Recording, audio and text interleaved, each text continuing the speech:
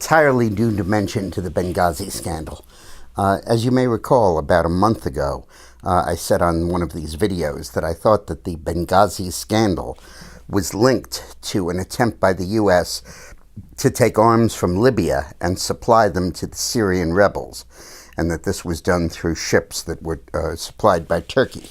And I had that from an intelligence source, and it turns out to have been accurate.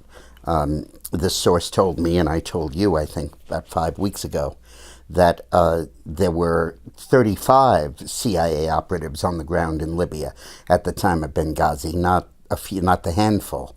And interestingly enough, all of the people who were killed or wounded and were evacuated were State Department personnel.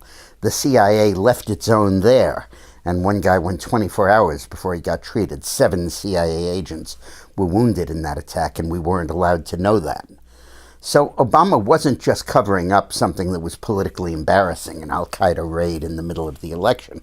He was covering up something that was embarrassing and potentially illegal, which is the covert shipment of arms with al-Qaeda's help, my source tells me, from Libya to the Syrian rebels. It puts an entirely different dimension on this thing. And in line with how serious this revelation is, the CIA has now buttoned it up tight.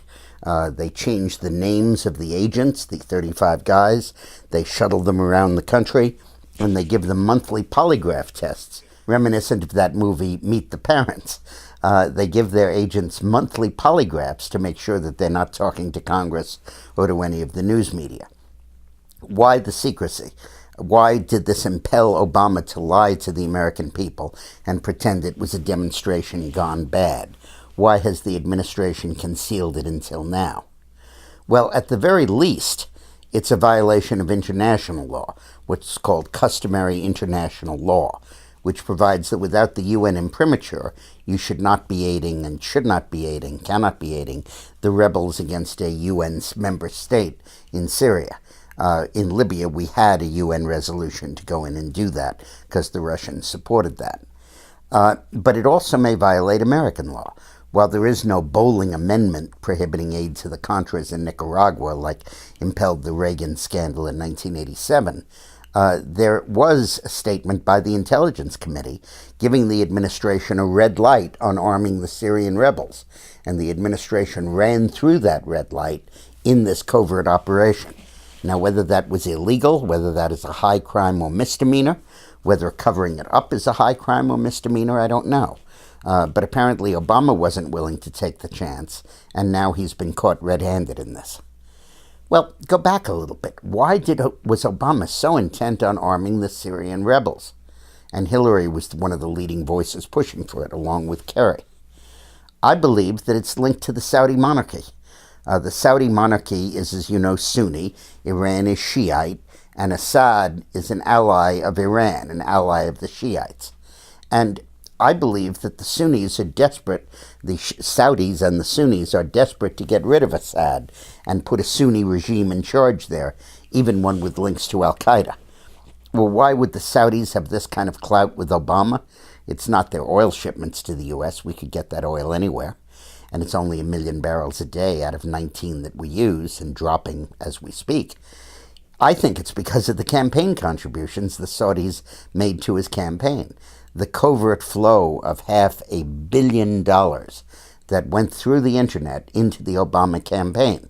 We'll never know where that money came from because Obama chose, when he recorded the donations on his campaign report form, did not include the CVS number. That's the number on the back of the card or on the upper right of the Amex card that you usually have to give when you're buying something, a 3-digit or a 4-digit number.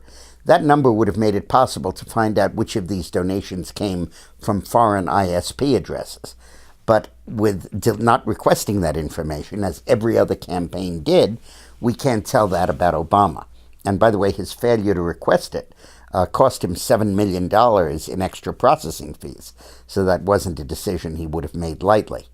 And as for the Clintons, Bill has received huge amounts of speaking fees, either directly from the Saudis or indirectly. And they made, as you know, $1 million contribution to the Clinton library. So there's Saudi money all over this thing. And we now have a totally different scandal. We have a scandal that no longer is simply something that looked bad politically because he was lying to the American people to try to conceal that it was a terror attack. We have a major operation he was hiding from Congress, from the American people, from the media, that may have involved Al-Qaeda, that may have been illegal, and may have been motivated by the Saudis. There's still a lot of mayhaves in this, so we need to follow the investigation. I take some pride in having reported it to you first, about a month before anyone else did. But in any case, I was wrong on Romney, but right on Syria. Anyway, thanks for watching.